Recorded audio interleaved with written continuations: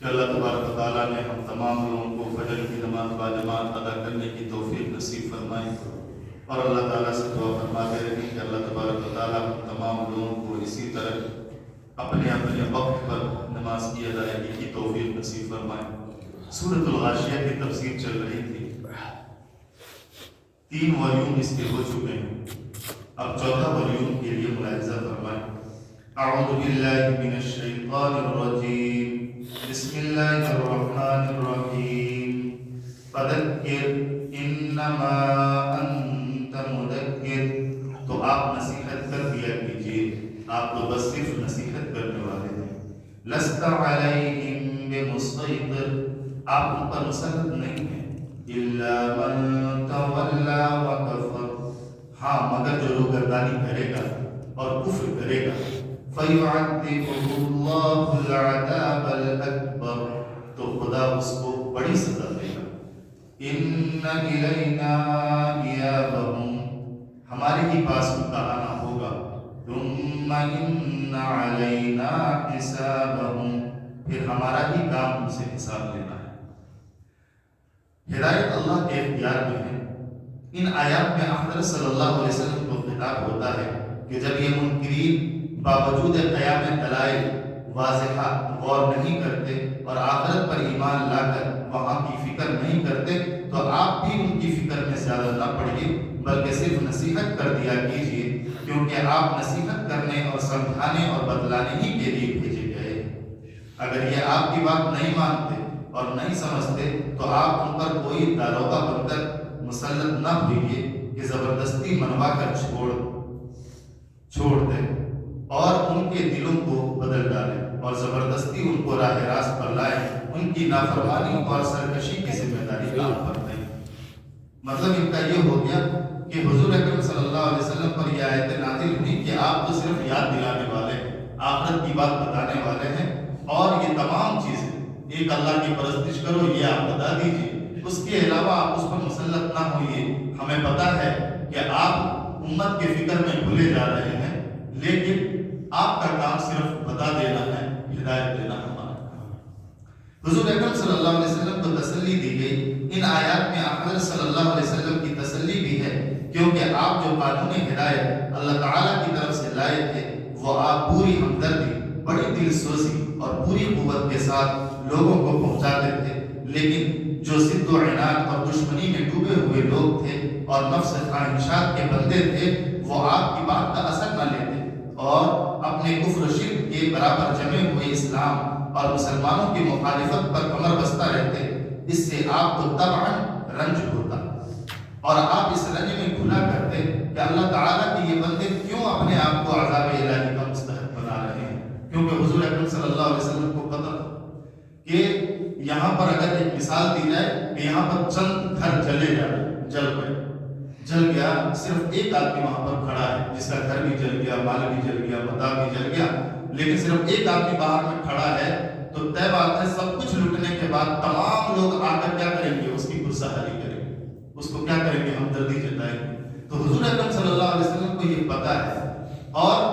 آج کے وقت میں جو امت مسلمہ میں لوگ ہیں ان کو بھی یہ پتہ ہے کہ جو نماز نہیں پڑھتے ہیں وہ جلے جا رہے ہیں، وہ جہنم کے آگ میں جل رہے ہیں، اور ہم اس کو دیکھ رہے ہیں لیکن ہم اس کی مدد کے لیے نہیں جا رہے۔ جس طرح سے ایک بے گھر آدمی کا تمام لوگ ہمدردی کرنے کے بعد اس کی کیا کر رہے ہیں؟ مدد کر رہے ہیں، لیکن آج کے وقت میں بہت سارے بے نمازی بھی سو رہے ہیں لیکن ہم اس کی فکر نہیں کر رہے۔ یہی تسلی دی جا رہی ہے اللہ کے رسول صلی اللہ علیہ وسلم کو کہ آپ کے لیے صرف ضرورت ہے ان تک یہ پیغام پہنچا دینا، ہدایت دینا ہمارا کام ہے۔ لیکن حضور اکرم صلی اللہ علیہ وسلم اپنی امت کی فکر میں کھلتے چلے گئے اور پریشان ہوتے چلے گئے کہ آگ میں جلنے کے لیے کیوں تیار ہیں، کیوں نہیں نماز پڑھتے، کیوں نہیں دین پڑھ سکتے، کیوں نہیں ایک اللہ کی پرستش کرتے۔ کبھی کبھی اتنا بڑھ جاتا کہ اللہ تعالیٰ کی طرف سے ایسی آیتیں نازل ہوتی جن میں یہ بتایا جاتا کہ آپ ان کے غم میں اپنی جان نہ کھلاویں، آپ کا کام سچی بات پر پہنچا دینا تھا، سو آپ کر رہے ہیں۔ رہی یہ بات کہ یہ مانتے ہیں یا نہیں تو اس کی کوئی ذمہ داری آپ پر نہیں۔ جو بھی سرکشی اور نافرمانی کرے گا اور اللہ کی اطاعت و بندگی سے روگردانی کرے گا اور اس کی آیتوں کا انکار کرے گا، اس کو خود خدا تعالی آخرت میں بڑی سخت سزا دے گا، اور وہ اللہ تعالیٰ کی سخت ترین پکڑ اور سزا سے بچ نہیں سکتا، کیونکہ آخر ایک روز سب کو اس کے حضور میں حاضر ہونا ہے اور اپنے افعال اور اعمال کا حساب دینا ہے۔ غرض اے نبی، آپ اپنا فرض ادا کیے جائیے اور ان کا مستقبل اللہ کے سپرد کر دیجیے۔ خلاصہ آیات یہ ہے کہ یہاں ان آیات میں ایک طرف تو انکار کرنے والوں کے لیے تنبیہ ہے کہ اگر تم اللہ کے رسول کا کہنا نہ مانو گے تو اس کی ذمہ داری خود تم پر ہوگی۔ رسول اللہ صلی اللہ علیہ وسلم کا کام اور ان کی ذمہ داری صرف اتنی ہے کہ وہ پیغام خداوندی پہنچا دے، اس کے بعد ماننا نہ ماننا یہ تمہارا کام ہے۔ دوسری طرف رسول اللہ صلی اللہ علیہ وسلم کے لیے تسلی ہے کہ آپ ان کی گمراہی پر اتنا نہ کڑھیں کہ جن پر بننے لگے آپ کی بات سے منہ موڑنے کے نتیجے میں اللہ تعالیٰ انہیں سخت سزا دے گا۔ ان آیات میں مومنین اور متبعین رسول صلی اللہ علیہ وسلم کے لیے بھی ایک سبق اور ہدایت ہے، اور وہ یہ کہ جب اللہ کے نبی صلی اللہ علیہ وسلم کو یہ ہدایت دی جا رہی ہے کہ منکرین کے انکار کے باوجود آپ دعوت و تبلیغ کا کام کرتے رہیے اور لوگوں کا انکار سے نہ مایوس ہوں اور نہ غمزدہ، تو جو لوگ امت میں دعوت و تبلیغ کا کام کریں انہی لوگوں کی بے حسی یا اعراض کی وجہ سے کام چھوڑ کر بیٹھنے کا حق نہیں پہنچتا۔ وہ یہ نہیں کہہ سکتے کہ کوئی نہیں مانتا ہے تو نہیں، اس لیے دعوت و تبلیغ کیسے کریں۔ سورہ کے خاتمہ پر پھر اس حقیقت کو سامنے رکھ دیا گیا ہے کہ انسان تم سب کا آخری ٹھکانہ اللہ رب العالمین ہی کے پاس ہے، اور آخرکار تمام انسانوں کو اس دنیا سے لوٹ کر پھر اسی کے حضور جانا ہے، اپنے دنیا میں کیے دھرے کا پورا حساب دینا ہوگا۔ آیا اللہ کی دی ہوئی زندگی، نعمتوں اور صلاحیتوں کو اللہ کی رضا کے لیے خرچ کیا یا ان کو اس منعم حقیقی کے احکام کی مخالفت میں خرچ کیا؟ یہی اس سورہ کا خلاصہ اور اہم پیغام ہے کہ آخرت ضرور ہوگی اور ہر انسان کو وہاں وہی کچھ ملے گا جو اس نے دنیا کی زندگی میں کمایا ہوگا۔ آخرت ہی اصل فیصلے کا دن ہوگا، جبکہ ہر انسان کو اصل کامیابی یا ناکامی سے دوچار ہونا پڑے گا۔ الحمدللہ اب سورہ غاشیہ کا بیان پورا ہوا۔ خلاصہ اس کا یہ ہوا کہ قیامت کے ناموں میں سے ایک نام غاشیہ بھی ہے، یعنی چھپا لینے والی۔ قیامت کو غاشیہ اس لیے کہا جاتا ہے کیونکہ اس کی ہولناکیاں، خطرناکیاں ساری مخلوق کو ڈھانپ لیں گی۔ یہ صورت بتاتی ہے کہ قیامت کے دن کچھ چہرے ذلیل ہوں گے، انہوں نے بڑی محنت کی ہوگی جس کی وجہ سے تھکے محسوس ہوں گے۔ علماء کہتے ہیں اس سے مراد وہ لوگ ہیں جنہوں نے دنیا میں بڑی عبادت اور ریاضت کی ہوگی، لیکن چونکہ ان کے عقائد صحیح نہیں تھے اس لیے یہ عبادت ان کے کسی کام نہیں آئے گی۔ یہ چہرہ دہتی ہوئی آگ کا ایندھن بنے گی، اور بعض چہرے تر و تازہ اور پر رونق ہوں گے۔ یہ وہ چہرے ہوں گے جنہوں نے دنیا میں صحیح روح پر محنت کی ہوگی اور ان کے عقائد میں بھی باطل کی آمیزش اور ملاوٹ نہیں ہوگی۔ ان کا مسکن بلند اور بالا جنتیں ہوں گی۔ دوسرا اہم مضمون جو اس صورت میں بیان ہوا ہے وہ رب العالمین کی وحدانیت کے دلائل ہیں۔ ان میں سے اونٹ ہے جسے صحرائی جہاز بھی کہا جاتا ہے۔ طویل قد و قامت کے باوجود ایک بچہ بھی اس کی نکیل پکڑ کر جہاں چاہے لے جاتا ہے۔ اس کے صبر کا یہ حال ہے کہ 10 دن تک پیاس برداشت کر لیتا ہے۔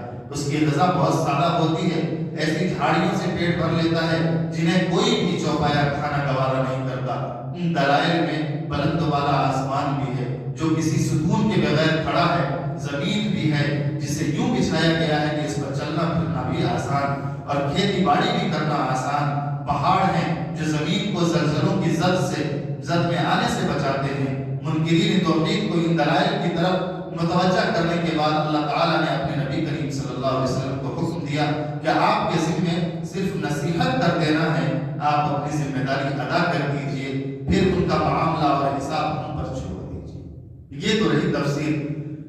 سورۃ الغاشیہ کے خواص یہ ہے کہ اگر کھانے کی کسی چیز سے تکلیف کا اندیشہ ہو تو اس چیز سے پہلے سورۃ الغاشیہ پڑھ لیں، پھر کھائیں تو اس چیز کے کھانے سے کوئی تکلیف نہیں ہوگی۔ اس کا مطلب یہ ہے کہ کوئی جادو کر دیا کھانے میں یا کوئی عمل پڑھوا دیا کھانے میں اور آپ کو شک ہے کہ یہ آدمی ٹھیک نہیں ہے، تو اس سے پہلے کیا کریں، یہ سورہ پڑھ کر اس پر دم کر کے کھا لیں تو انشاءاللہ وہ چیزیں اثر کریں گی۔ تو یہ ایک خصوصیت ہے سورۃ الغاشیہ۔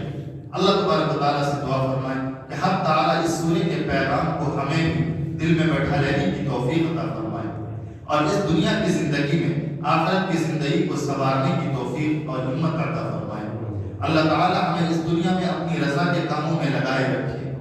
تاکہ آخرت میں کامیابی نصیب ہو، اور ہم کو ہر طرح کی نافرمانی اور مخالفت احکام الہیہ سے بچا لے تاکہ آخرت میں ناکامی سے واسطہ نہ پڑے۔ اور یہ بھی دعا فرمائے کہ اللہ تبارک و تعالی ہم تمام لوگوں کو کہنے سننے سے زیادہ عمل کی توفیق نصیب فرمائے، اور یہ بھی دعا فرمائے کہ اللہ تعالی اس مسجد کے بنانے والے جناب شاکر صاحب ان کی روزی روٹی میں ترقی نصیب فرمائے، ان کے زوجہ محترمہ مرحومہ کے لیے صدقہ جاریہ نصیب فرمائے، اور مسجد حاجہ کے ذمہ دار جناب سلمان صاحب ان کے جان میں، مال میں، عزت میں، آبرو میں برکت نصیب فرمائے، اور یہاں جو مجلس لگا کر تمام لوگ دین کی باتیں شوق سے سن رہے ہیں، اللہ تبارک و تعالیٰ سے دعا ہے کہ اللہ تبارک و تعالیٰ ہم تمام لوگوں کے ایمان کو مضبوط فرمائے، اور جتنی بھی پریشانیاں ہیں، جتنی بھی بیماریاں ہیں، جتنی بھی کلفتیں ہیں، تمام وباؤں سے ہماری حفاظت فرمائے، تمام تر حاسدوں کے حسد سے ہماری حفاظت فرمائے، تمام تر دنیاوی شرور و فتن سے ہماری حفاظت فرمائے۔ ہم جس کام میں بھی لگے ہوئے ہیں اللہ تبارک و تعالیٰ اس کام میں برکت نصیب فرمائے، اللہ تبارک و تعالیٰ اس کام میں ترقی نصیب فرمائے، اور اللہ تبارک و تعالیٰ ہم تمام لوگوں کو اسلام کے دین کے بہترین شرعی احکام پر عمل کرنے کی توفیق نصیب فرمائے۔ سبحان اللہ و بحمدہ، سبحانک اللہم و بحمدک، ونشہد ان لا الہ الا انت، ونستغفرک ونتوب الیک۔ سبحان ربک رب العزت عما یصفون، وسلام علی المرسلین، والحمد للہ۔